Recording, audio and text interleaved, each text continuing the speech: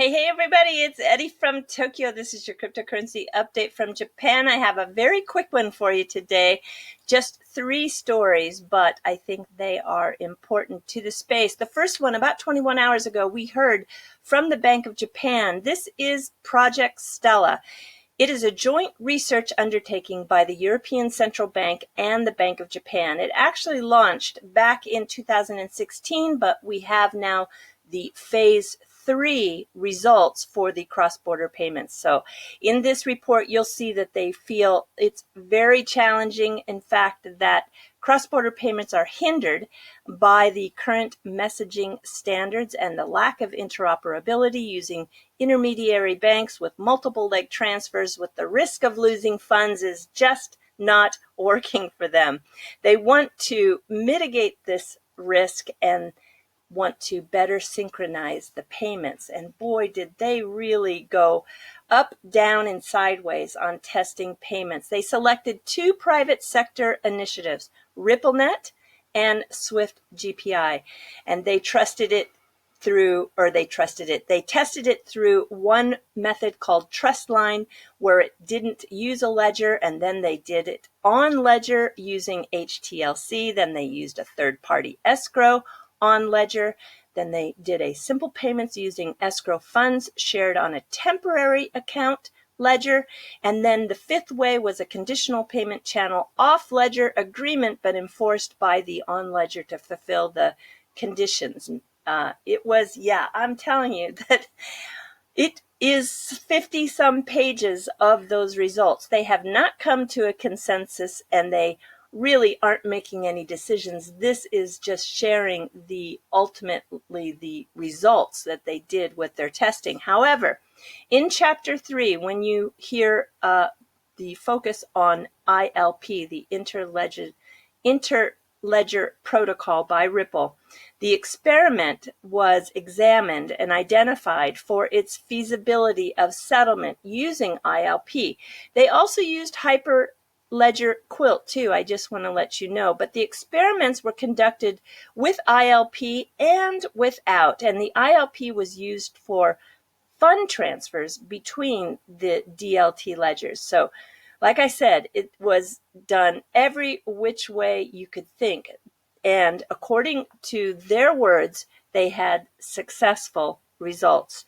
And on page 27, they state that ILP by RippleNet could bring about the benefit of standardization. So I think it's a very positive report, and we will have to wait and see again if there are any final conclusions that will be implemented, but I think it's looking very good for Ripple. And I will put a link to it in the comment below, or you can see that it's 53 pages long, and you'll be amazed at how detailed they tested. Okay, and in addition to that, we have the G20 coming up, and I'm really happy that it's happening in Osaka, Japan, because the climate here for crypto is so positive, and that Japan is really going to show the significant benefits of crypto assets because they support this digital age. The interesting thing is, in this report, it highlights a lot of the potential agendas and the issues, and it's very interesting. And when we look at the crypto assets portion, the G20 leaders are going to be encouraged to agree on rules to promote the flow of information, at the same time always keeping in mind privacy and data protection. And it's going to be interesting to see if they really can convince the rest of the world to have exchanges subject to audits. And I'm talking unannounced audits, especially when it comes to KYC and AML, which they do here. So we just have to wait and see how persuasive Japan can be. All right. And this is interesting. There is somebody out there who I have been paying attention to because, well, he comes to Japan a lot. He loves Japan. His name is Travis Kling. He is the founder of Ikigai Asset Management. They are a crypto asset management firm. He has an interesting history because just in 2017, he was actually a portfolio manager at Point 72, which has 90 billion in managed assets. But he decided to go off onto his own and create this crypto asset investment company.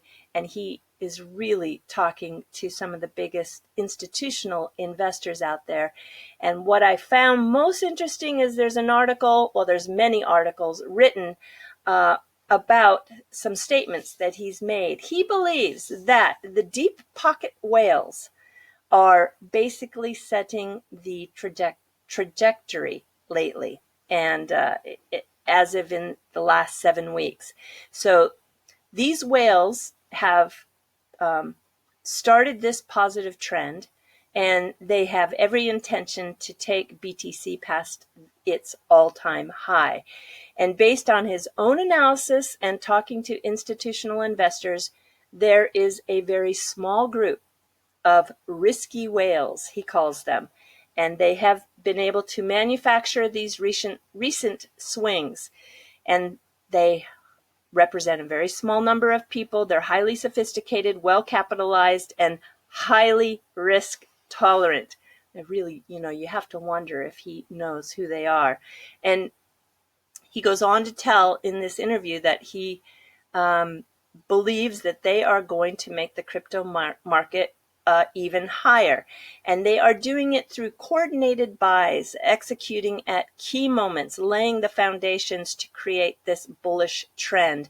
And the market, as we know, is very susceptible to FUD and FOMO, but the appetite for digital assets has had a significant step change, he says, and that the global macro funds are buying for a long-term hold. So that also kind of tells me that TA is worthless. I mean, it is a beautiful story to tell you what has happened, but when you have a very small market cap with these very risky whales being able to move the markets and create trajectory moves up or down, I think doing TA is just personally not helpful to predict the future. That's my own personal opinion right now. Now, it might change when the market cap becomes over $1 trillion or over 3 trillion or 5 trillion with a long history. But with the current market cap and the history and the players that we have in this space at this time, yeah, that's just how I feel. So here is actually Travis Kling. He was in Tokyo last month. He did an interview. He's been in Tokyo, 3 times in the last 9 months. He loves Japan. He loves the culture. And yeah, maybe someday I'll get to talk Japan with him. So I will put a link to that interview that he did in Japan, in Tokyo, when he was a speaker. I'll put it in the description below. And the next is the fluff, because if you notice, the name of his company sounds a little Japanese, right? Ikigai. Well, it is very much indeed Japanese. And here are the kanji for Ikigai. Ikigai, Iki means to live or your life. And this kanji here is the kanji for armor, as in the armor that you wear. And this kanji is beauty, beautiful. So it's the beautiful armor that you wear in life. And what it is everything that you do that makes life worth living. And I think if you do this very simple self-analysis, you can achieve Ikigai. So in this top section, I want you to write down what you love and what then your passion is, and what it is you're good at, what it is that is your profession, what you can be paid for, what is your vocation, what the world needs, and what your personal mission is. If you can get all of these to align, and you follow that, you can achieve this Ikigai. And this is very conceptual, it's very Japanese, and it's the way a lot of people in Japan approach life, in finding their way to make life worth living. Okay, everybody, that's all I have for you today. So do take care. Sayonara for now. Bye-bye.